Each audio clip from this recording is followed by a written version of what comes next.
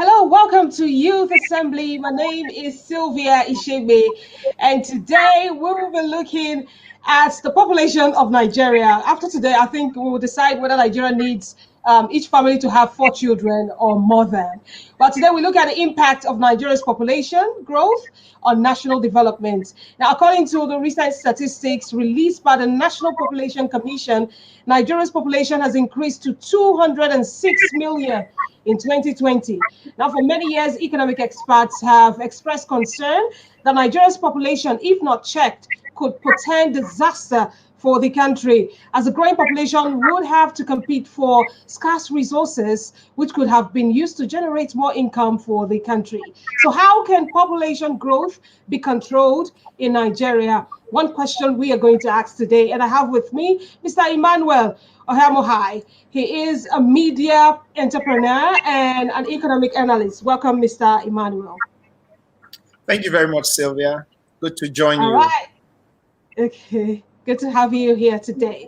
So some people have questioned the methodology used by the National Population Commission to arrive at these figures. 206 million people in Nigeria, and a census has not been conducted in a long time. So why do you think the population numbers in Nigeria are often disputed by Nigerians?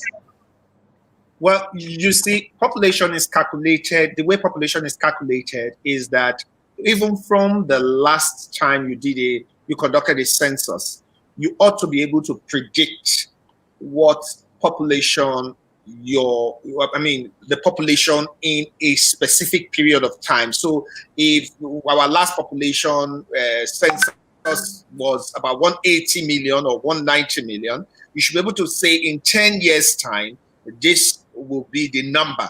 So they are all assumptions. It's scientific assumptions and all that, just like you do in other scientific assumptions everywhere in the world. So, and that's what has been used to predict what our population is at this point. Yes, we haven't had a census. The last time we had a census was during the President Olusegun Obasanjo's time in government. So basically, they have been able to predict. So from that point, when we had the census and we had the results, everyone knew what our population will be as at 2020, as at 2021, as at 2025. But like I said, these are assumptions. They may based be more, on predictions now. Yes, based on predictions and projections. So they may be more, they may be less. So that's they are not necessarily exact. So we could be even more, really. Who knows? Our population could be like 220, 230 million. Who says? Even a 300. Exactly. But I doubt it will happen. Okay, but what does it mean for the development of Nigeria, having a population so high, like that, 206 or even more? What does it mean for our development? It means a lot for our development, and that's why during the period, I may not know the exact year, I may not remember the exact year, but in former military president Badamasi Ibrahim Babangida, during his time, he came up with this policy that you have 4 children, at most 4 children to one family. It was because of the importance of population to development. When you are overpopulated, there is a problem. Overpopulation can lead to famine. It can lead to hunger. When you are overpopulation and underpopulation have problems. Overpopulation can lead to environmental issues. When your population when you are overpopulated, it affects the GDP of the country. Because, for instance, it's just like a family. I'll take an instance, a family. I'll assume, Sylvia, you were my wife, and we have 10 children. Sylvia, you have you get 50,000 naira in your salary as your salary per month. I get maybe 60,000 naira as my salary per month. So our salary is 110,000 for 10 children. And 10 children. The man and woman in the house, that's 12 family members. That's 12 family members. Now, how will we pay our rent? How do we feed these children? How do we pay school fees? How do we? So you can see that's how population. You will see that the difference is clear. If you and I had just one child, it would have been more manageable than with 10 children. And that's how population is. With population, you have competing needs. Everyone is scrambling for scarce resources. So it means slow economic growth in today's competitive economy, negative environmental and economic outcomes, of course, ranging from impact of, apart from the fact that there is not enough food, there are too many people. We don't have the land, enough land to take the whole farmer. So there's like over farming. And of course, it affects climate change. You know, when you are talking about global warming and you're talking about everyone, you can imagine how population affects the environment. Yes, and the environment. Because there's pollution, there's more pollution, and it affects global warming. It affects the whole environment. There's an imbalance of the number of people living and their food supply. So that is where there's as regards Nigeria, which one would you say is happening in Nigeria right now with the population we have? What have you seen so far that is a negative impact of the number of people? With the population we have, if we continue at this rate, then we are in trouble. Why are we in trouble? Because Nigeria, under normal circumstances, we have a very large youthful population. Yeah. And under normal circumstances, that should be a plus to us. But Nigeria has not developed enough. Its industries are not developed. So you have a large proportion of youth population being thrown to the society, yet there's no job, there's poverty, and most likely right now, you know, we're in a recession. Yes. They call it a technical recession. Now, what will that lead to? It will lead to high rate of crime because everyone wants to survive.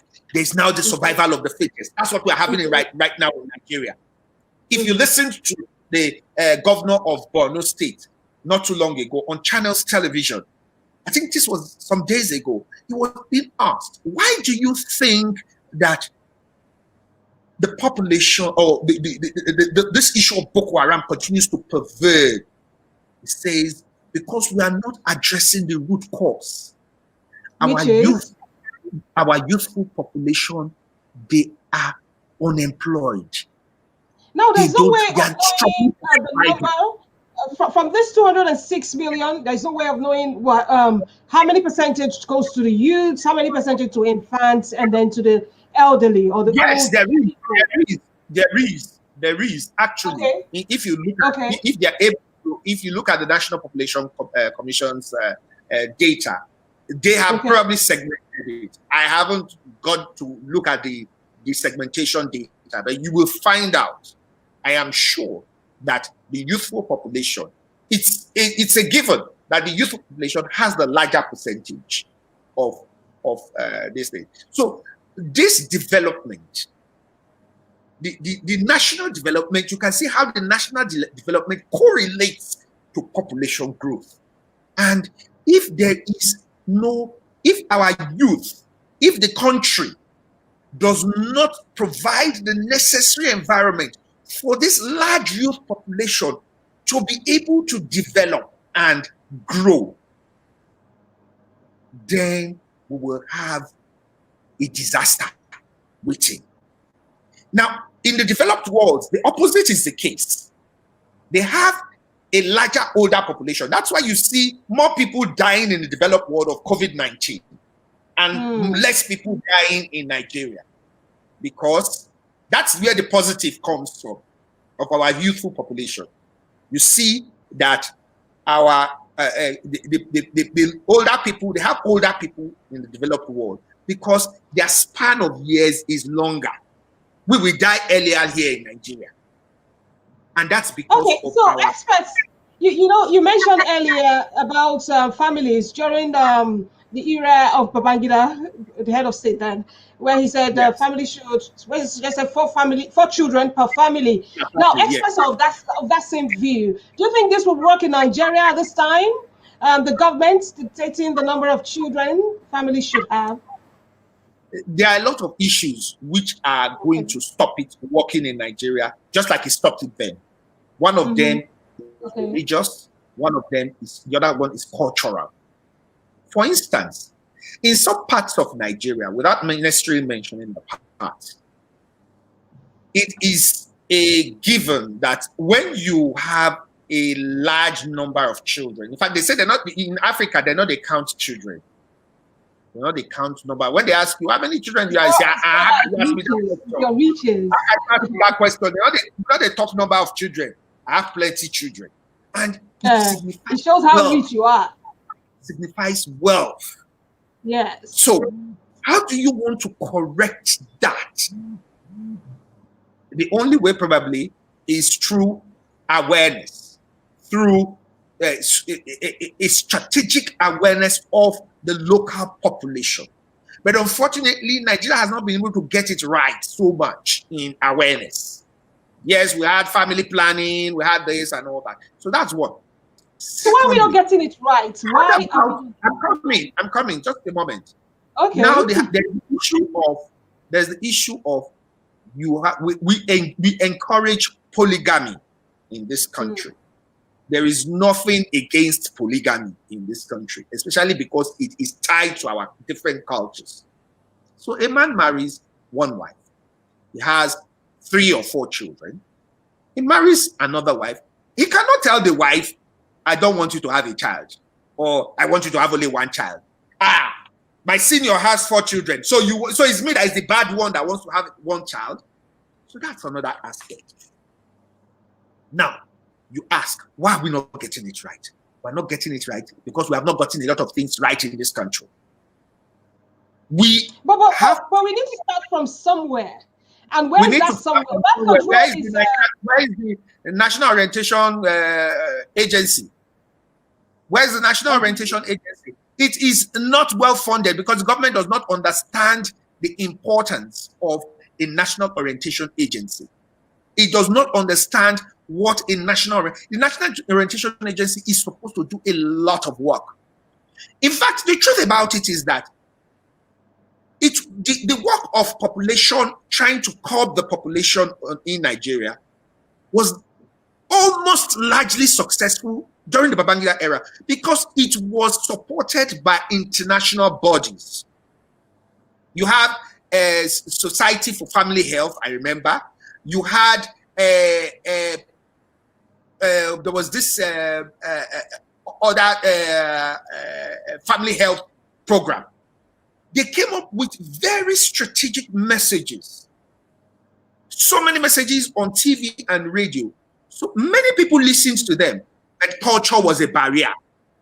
Okay. Culture was a barrier. Religion is a barrier.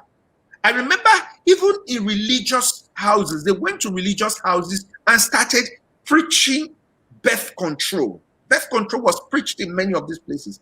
But of course, you see, you don't do things for, and you see, that's another thing, continuity. Continuity. You don't do things for 10 or 5 years. For a culture that has been there for thousands of years. You don't do things for 5 years and think that it will just change. There has to be a continuity. So when another government comes in, it doesn't see population, curbing population growth as one of the measures. It doesn't see public population growth as one of the measures to as one of the things to be done in its government, and so it does not continue. That when you continue, if I'm telling you, imagine from Babangida's time to Muhammad Buhari's period now, we have been preaching population growth. Those messages have been going on. Continuity.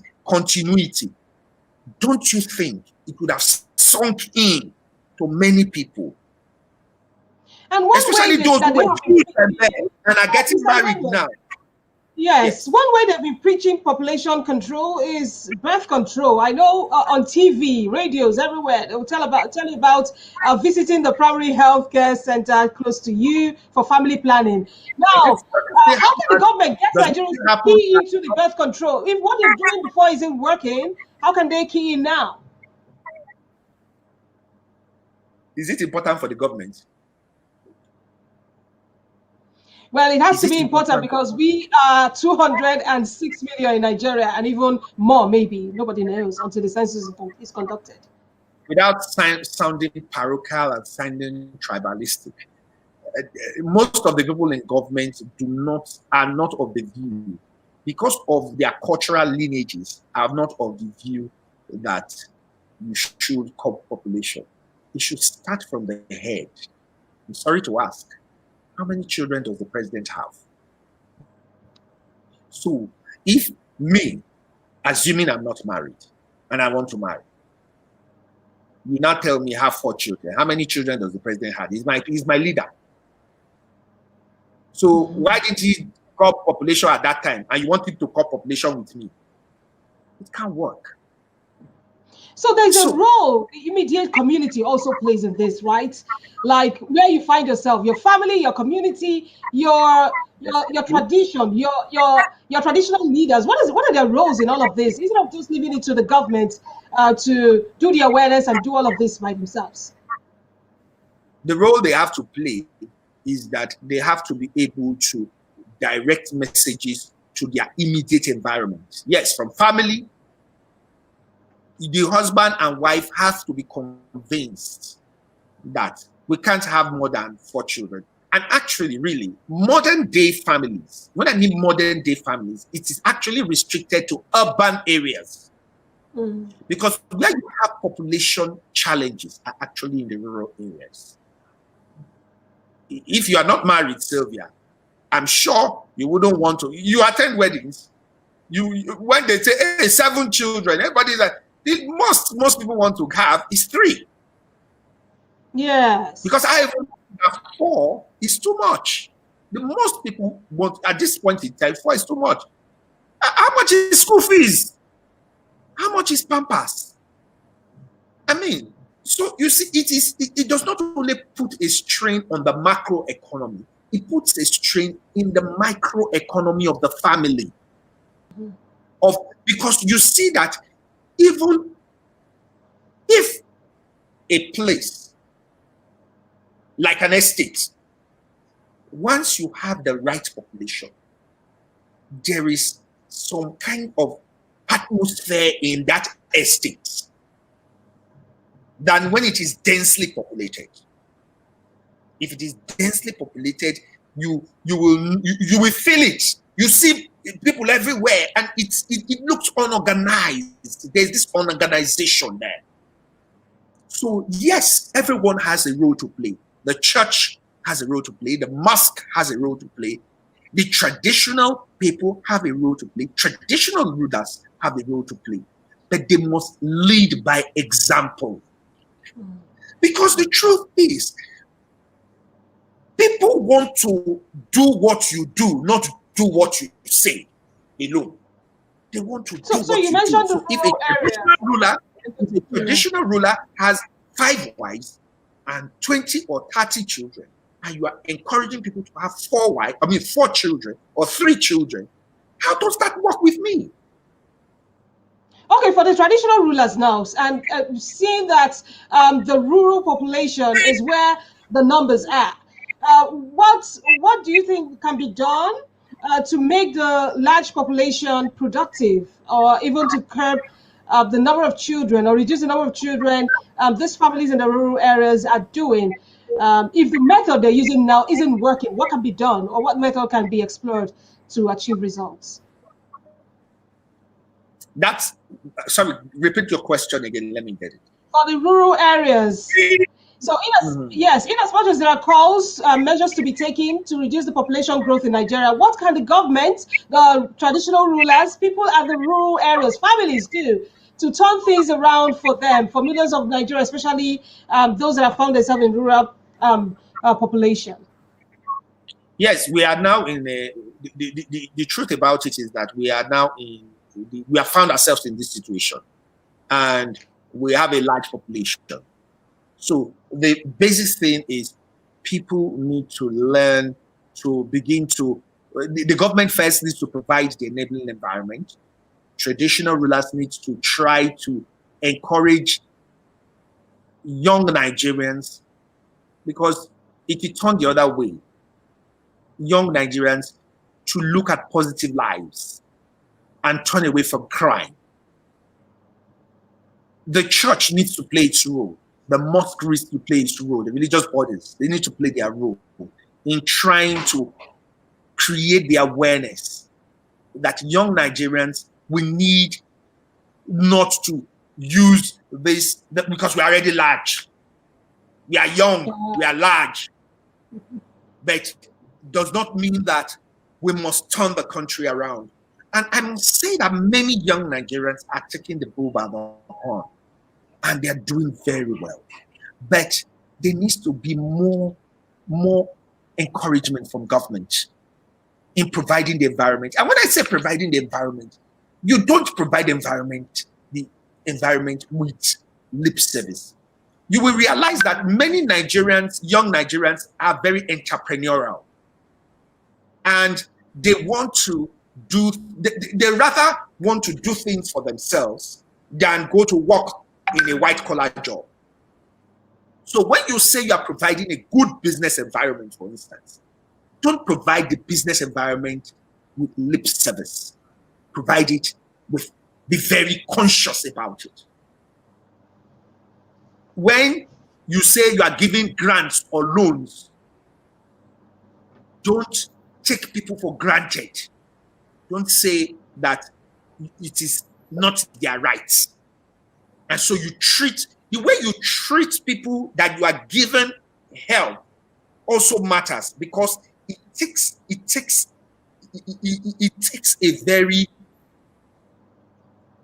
a large heart to even say, I want help.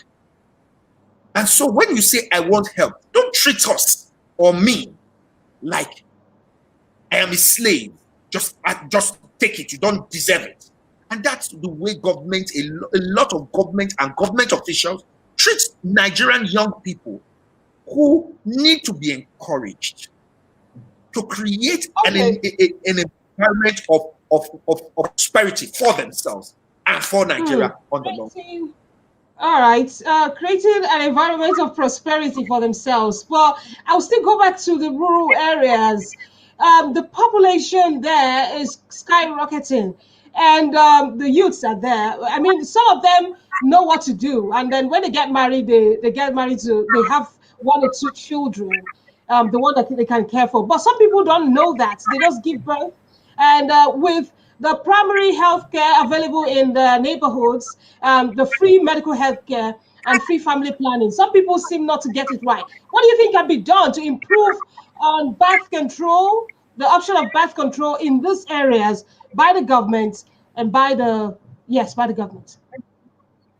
The women have a lot of role to play. In fact, they have a stronger role to play in birth control.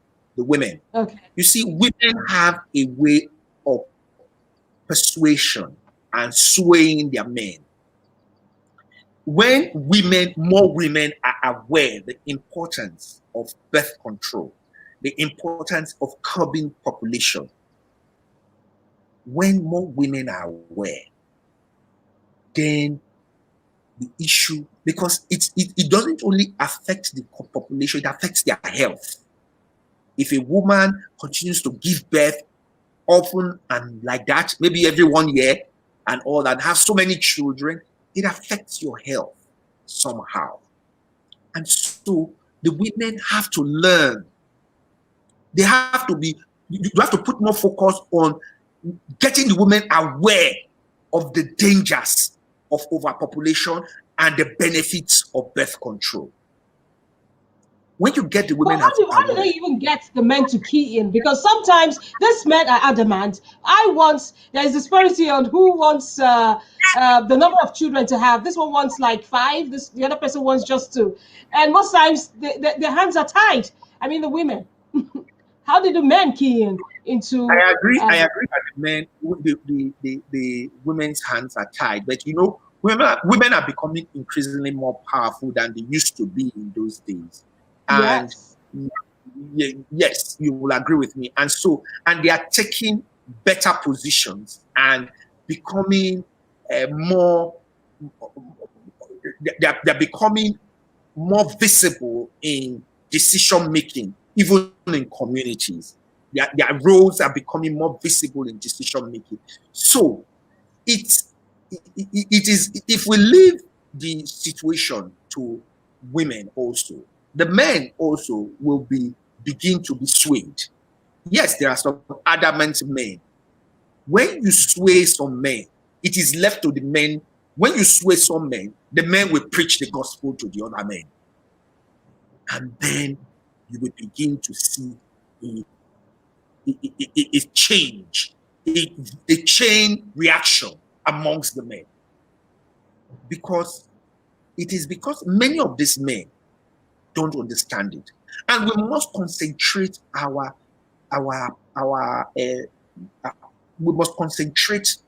our focus, especially on northern Nigeria, because this is where it is very prevalent. The issue of overpopulation. It is very prevalent in northern Nigeria. They see it as a strength. And they don't even care how these children live as long as they bring them out. And that's why you have the growing case of almajiri in northern Nigeria. Because many of them, their parents do not want to care how they live. So the northern leaders have a big role to play in this. They have a very, very big role in trying to create that awareness in the. Are they convinced? Is the question. Okay, Mr. Emmanuel. So as much as the need to also need more education. I get that from what you've said so far. But Nigeria is not the only country with the highest population in the world. Countries like the US and China have more inhabitants, and yet they are progressing. As we conclude, why do you think the case of Nigeria is different going forward? What is the US and China doing that is different, that is making them, grow and manage their population well that Nigeria can't? I've said it before. It depends on how developed the country is, how forward-looking the leadership is. Because even the US is having issues, but it's not as bad as Nigeria. China has been able to have a population. They have. You can't compare China's population with Nigeria, but China has been able to manage that population because China is highly industrialized.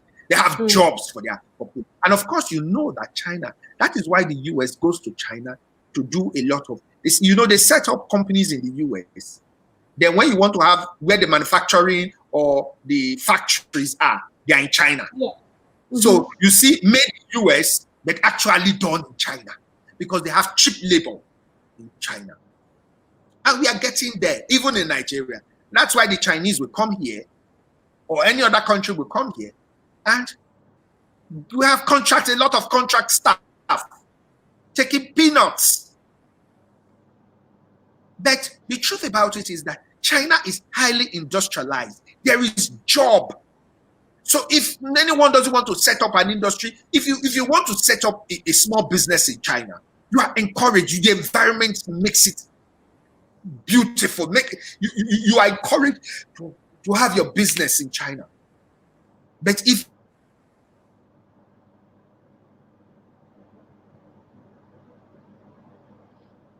All right, Mr. Emmanuel. Well, we are still the government. We have to take advantage of the population we have and build more industries so that the youthful population will be employed. Well, that is the much we can take. Mr. Emmanuel.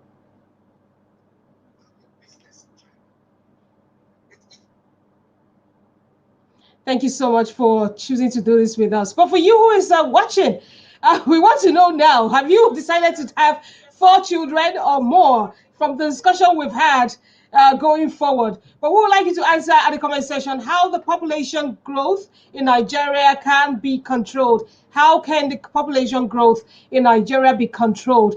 We want to see your comments, and we will love to interact with you at the comment section. But that's the much we can take. Mr. Emmanuel was here earlier, and he is a media practitioner, media entrepreneur, and an economic analyst. And he has done a good job in analyzing the population of Nigeria as it stands as 216 million as of today. Thank you so much for staying here. Remember to listen to us on www.quickniger.net. But he's back here. Let him say his bye-bye. Mr. Emmanuel, I just rounded up. So, in conclusion, thank you so much. We appreciate you. But what do you have to say? Not so much, in one word.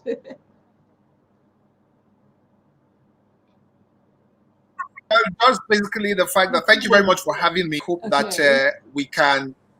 Yes, okay, I'm back. Yes, okay. Thank you very much for having me. I hope Nigeria can get it right with our population growth. I just pray and hope that we work to get it right, because prayer is not the only thing. You have to work with it. All right, Mr. Emmanuel Ohema here, who is a media entrepreneur and economic analyst. Okay, why are you shaking your head?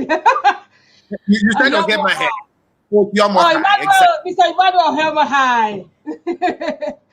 My name is Sylvia Ishebe. Join us tomorrow for Youth Assembly, another interesting edition, I'll show you. Keep your fingers crossed. When we see you tomorrow, we will discuss. Bye for now. Have a fantastic day.